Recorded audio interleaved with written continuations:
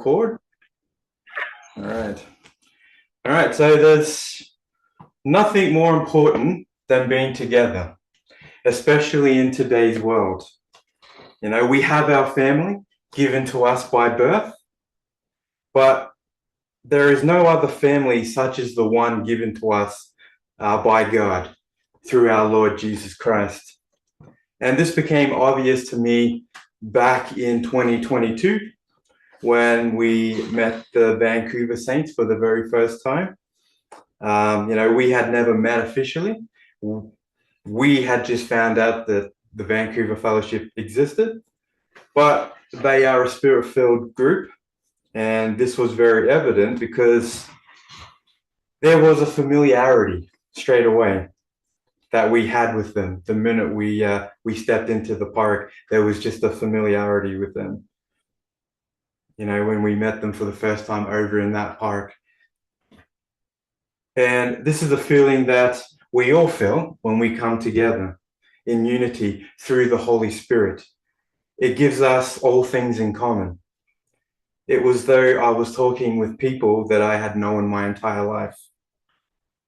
And the same thing happened when I met Pastor Mark and Brother AV here for the first time, way back now 11 and a half, 12 years now, if you can believe it.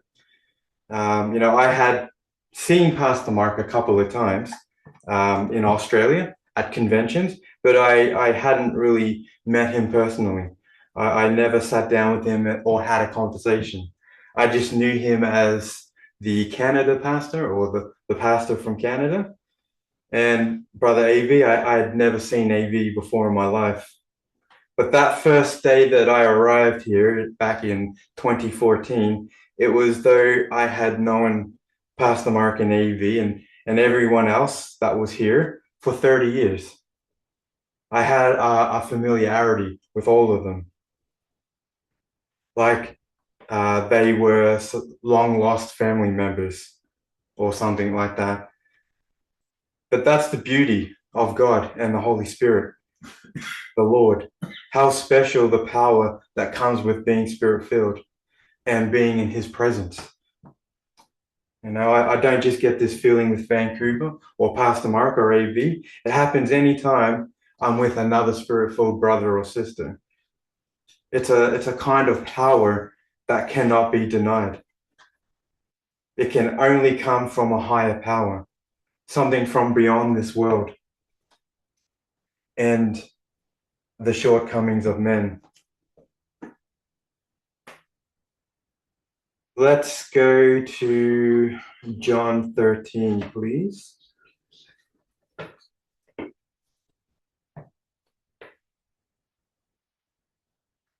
John 13. We'll pick it up in verse 34. Yeah. A new commandment I give unto you, that ye love one another as I have loved you, that ye also love one another. By this shall all men know that ye are my disciples, if ye have love for one another. So God commands us to love each other, to love one another as he first loved us. And by doing this shall everybody know that we are his disciples, that we belong to him, that we are his followers. And we do not belong to this world and their sufferings. Because we have such a closeness, a strong bond that cannot be broken, which just does not and cannot exist in the world. And it will stand out like a sore thumb to the rest of the world. All we have to do is to make praying and walking in the Holy Spirit our top priority in our life. And he will do the rest to bring us together. He will create through the Spirit the bond that cannot be broken by men. If we have this love for one another, Jesus tells us that it will radiate from us brightly, that it will set us apart from the rest of the world, and that they will know that there is something about us that we are not like everybody else, that we serve a higher power. And it will force them to come and ask us the questions, to ask us how we have such a demeanor, why we're always happy, why we're always at rest. Let's go to 2 Corinthians. 2 Corinthians.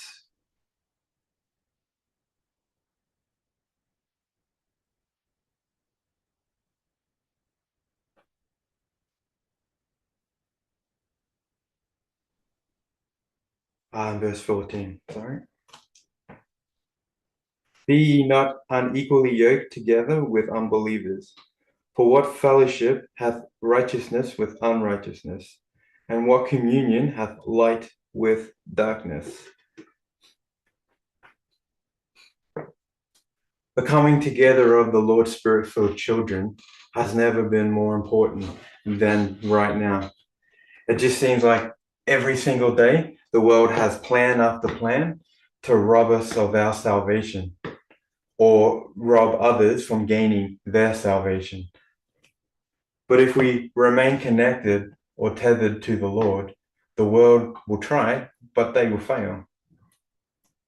They're going to fail every single time as long as we stay connected to the Lord. There is nothing that can separate us from the love of God. And it's this unity that we have through God. If you have ever been to one of those obstacle courses, especially one that may have a bit of height, there is a cord that follows along the entire course. And you connect yourself to this cord using a tether, and then you run the gauntlet or their little obstacle course. So if you happen to trip, happen to slip, the tether will stop you from falling all the way to your death. And it allows you to regain your footing. And then you can continue on the obstacle course, continue on your way. That's what it's like being in the Lord. As we are connected to the Lord via a tether, which is that Holy Spirit, that will stop us from falling. You know, we may trip and stumble. The world may try and shoulder bump us so that we fail or we fall, but the Lord will stop us and pull us back and allow us to regain that footing, to regain our composure, our position, and to continue on our way. To continue on that obstacle course that is the world. As this scripture just said that I read, the light and the darkness have nothing in common. They have no communion together. There's nothing wholesome we can gain from the world.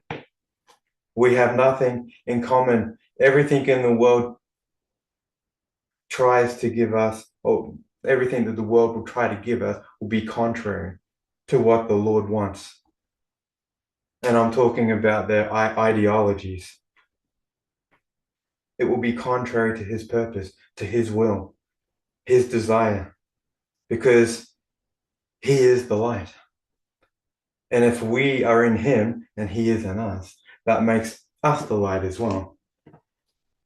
And darkness cannot physically obtain or fill the same space at the same time. There's either one or the other.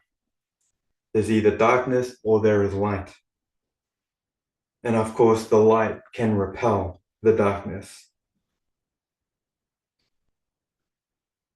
You know, we should be craving the fellowship with one another, especially in these dark times or last times, whatever way you want to look at it, as Bible prophecy is being fulfilled, as the world tries to tear us asunder, we should be craving the fellowship with one another.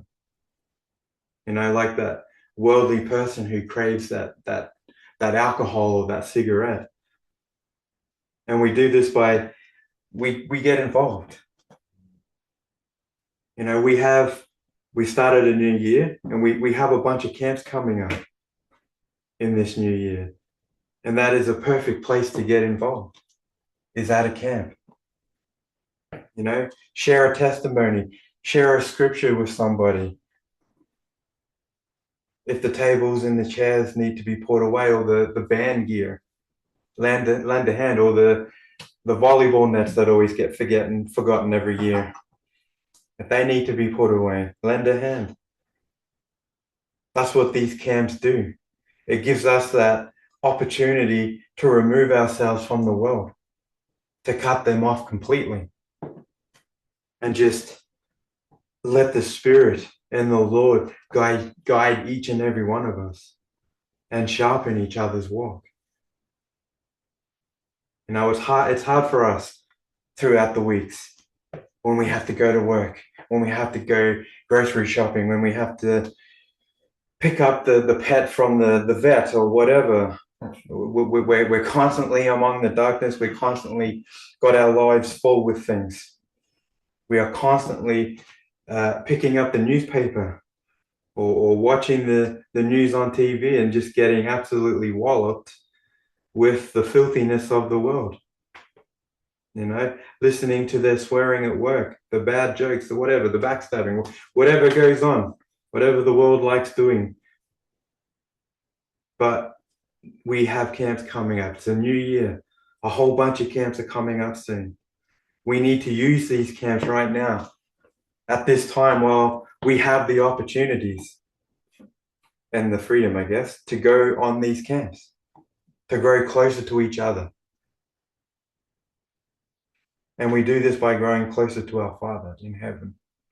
Let him in so he can continue to transform us through that Holy Spirit and grow these bonds between one another so we can withstand the wiles of Satan and the world. When the unity is flowing, there is nothing more beautiful than being together with one another. And it makes it really hard to finish up a camp, actually, and head back into the world.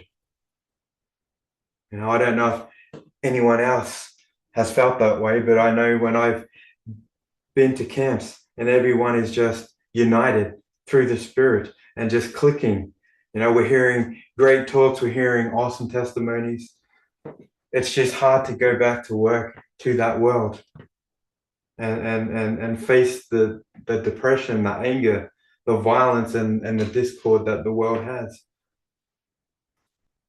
So we need to take advantage of the camps coming up, or not just the camps, but any kind of fellowship, the meetings for that matter, the Wednesday night meetings, the Sunday meetings, the general fellowship, the Saturday night get-togethers, Friday nights, whatever, Super Bowl, whatever excuse there is to have some fellowship. Go Seahawks, by the way, so you can cut that bit out later. We need to take advantage of the camps and the general fellowship and just get involved in that fellowship. Absorb it. Absorb the fellowship, the talks, the testimonies, so that we can ignore what the world is throwing at us, what they're vomiting out at us, and just focus on doing and completing what the Lord wants us to do. And most importantly, to remain in that ark. You're going to have to edit that out.